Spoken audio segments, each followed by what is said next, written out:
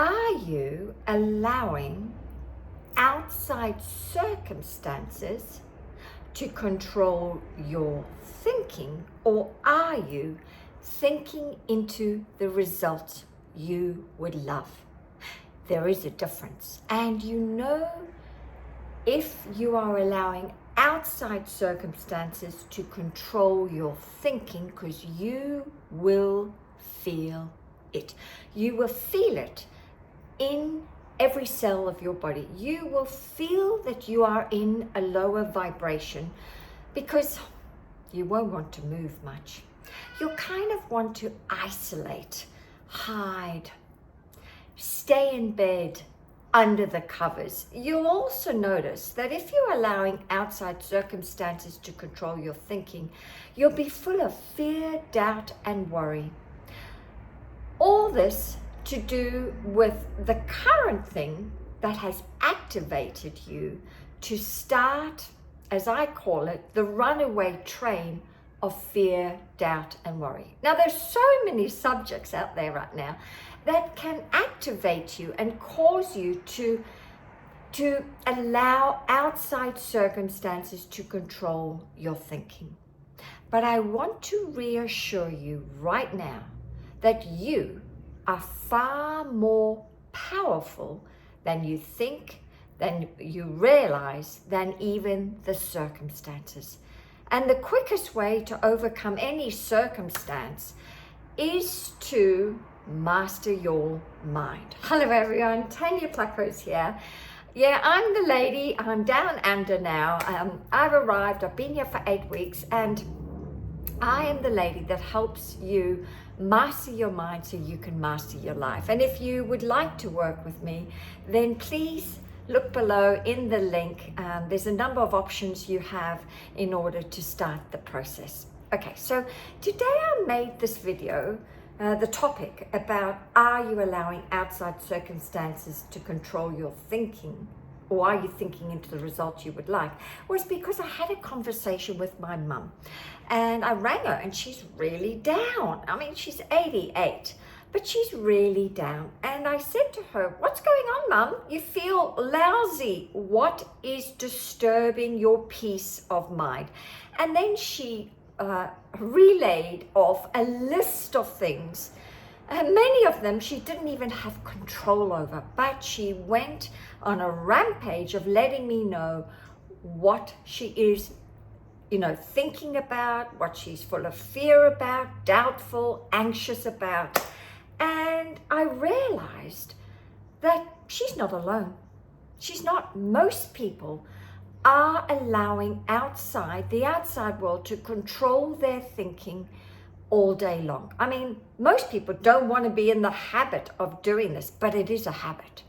It is a habit to constantly think from the outside in instead of thinking from the inside out. It takes great discipline to start to think from the inside out.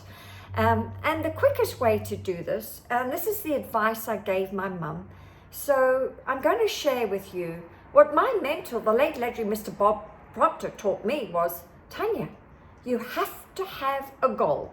You have to have something you are working on, right? You've got to have something you're looking forward to that excites you and it delights you and, just brings joy to you. And I suggested to my mum today, come on, Mum, you're focusing on things that you have no control over.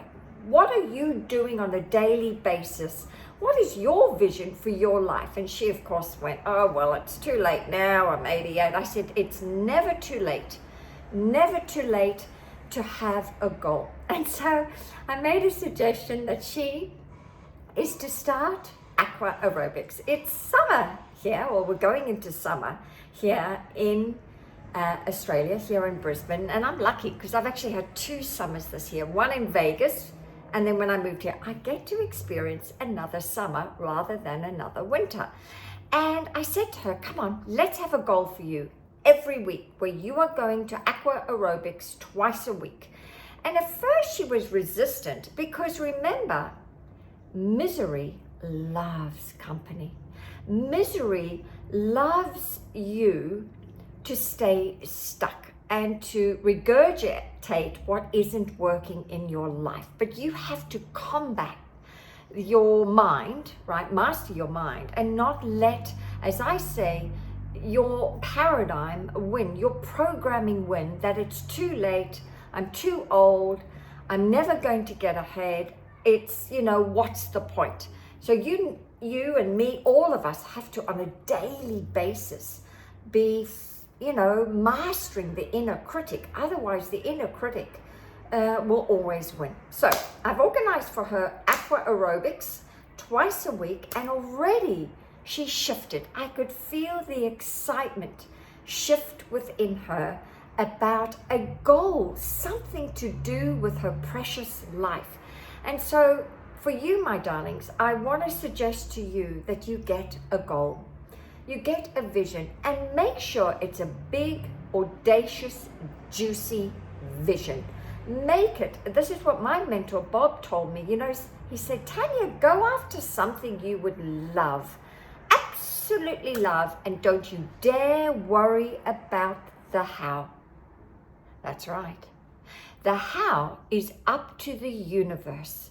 You leave the manifestation up to the universe. Your only work is to tell the universe, God, source, infinite, what you would love. And I'm going to tell you, you already know what you love.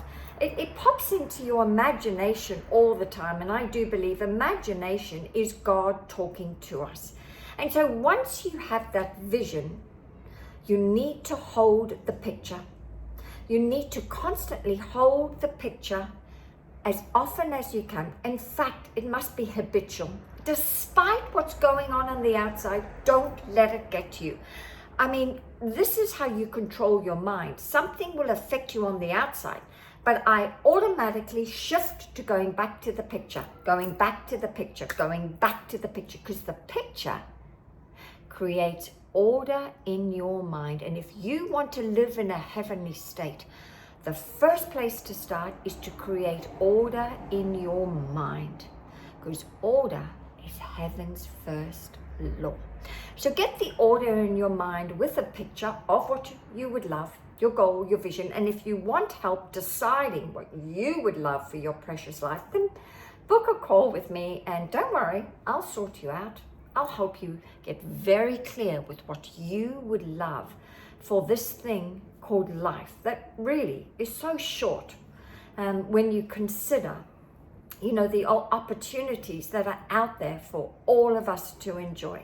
So I'd love to hear from you, right? Don't just listen to this as another video. Yeah. No, rather what I want you to do is to listen to it again, capture the gems, the things that I said that resonated with you, and leave them in the comments. Because when you summarize what I have said and you leave it in the comments, you are doing a great service to yourself and others. You are actually starting the process. You are helping others also by your summary. And when you summarize it, you're actually teaching it to yourself. And that is how you are going to embody or internalize the teaching. So I look forward to seeing your comments below. Thanks for tuning in, and I'll be back with another video shortly. Bye for now.